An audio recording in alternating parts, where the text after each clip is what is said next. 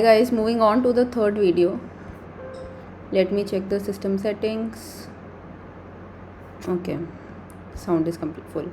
So third video is about distributed systems. In the first video we saw what system design is, difference between HLD and LLD.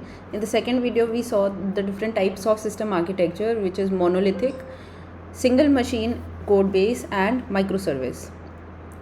In this video we are going to see distributed systems, centralized and decentralized applications. So the centralized and decentralized application are characterized based on the ownership of the application. In case of centralized application, the central authority group or business controls the entire application. Therefore, the flow of information will always be through a single server or cluster of servers, and the dedicated server contains all the required logic to execute an application. Here, flow or data or information always moves from the dedicated server, which could be a single machine or a cluster of machines. So centralized means this is centralized. That means the main authority is within this single server and it delegates the job to different other servers. So what is the advantage of centralized system?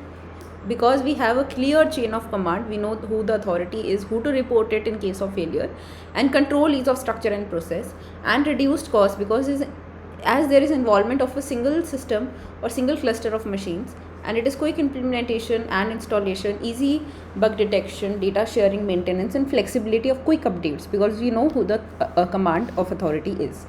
But disadvantages are that if that single server has failed or there is some error, then this is a single point of failure and this might destroy the complete system.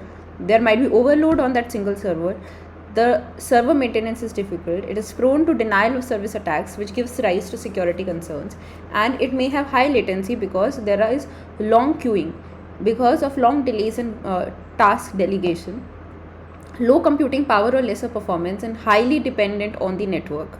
Less possibility of data backup because if the server node fails, there is no backup. You load the data instantaneously. For example, Facebook, all the information displayed, working, and availability of application are decided by the single authority, which is driven by Facebook.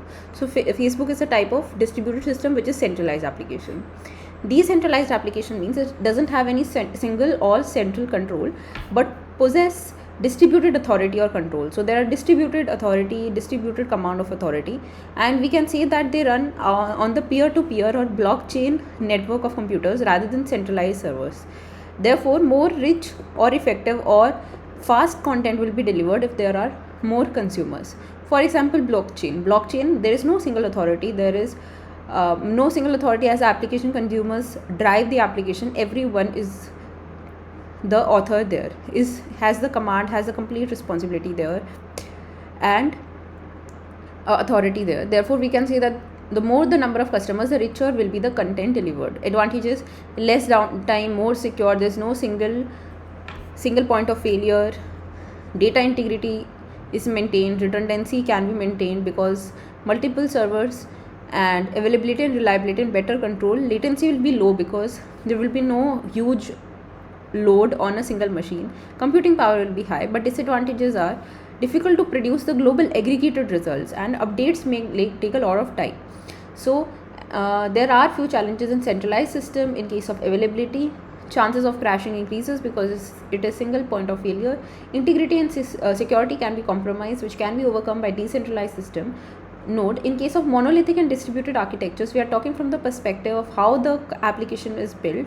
We are talking with the perspective of architecture, but in case of decentralized or centralized, it is from the perspective of ownership or control. Monolithic architectures are tightly coupled. Front end, back end, data storage layers are on the same machine. So given a monolithic architecture, it can operate on both centralized and decentralized. Example, centralized monolithic is Facebook and LinkedIn at an early time, whereas centralized distributed is Facebook and LinkedIn at the current time. Similarly, in case of distributed systems, if there is central control, then it will be centralized distributed system, and if there is distributed control, then it will be decentralized distributed systems. For example, decentralized monolithic is BitTorrent and decentralized distributed is blockchain. So I hope this concept, the centralized and decentralized, so monolithic and distributed. Both can be either centralized or decentralized. This is all in terms of ownership, and these are some of the examples. So if it is monolithic, it is centralized. So early times, all the social media networks, they were all centralized and monolithic. But decentralized monolithic, which still today exists, is BitTorrent. But decentralized and distributed, very famous blockchain, Bitcoin, etc., which are based on blockchain. And centralized distributed is Facebook and LinkedIn are the e-commerce websites at the current time. Thank you.